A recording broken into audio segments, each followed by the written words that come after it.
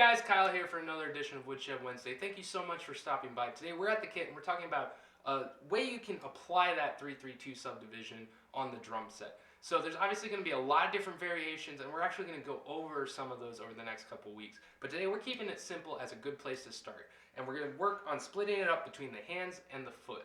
This is a great fill for rock and pop settings, things like that. So what we're going to do is we're going to take our hands, we're going to play a flam on the snare drum on the ones. So 1, 2, 3, 1, 2, 3, 1, 2. Then we're going to fill in the gaps with our kick drum. Check it out.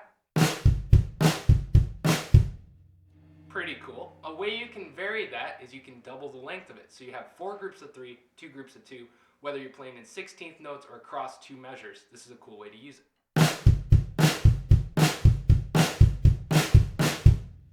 So get out there, try it out, see what you can come up with, and I'll see you guys over the next couple weeks.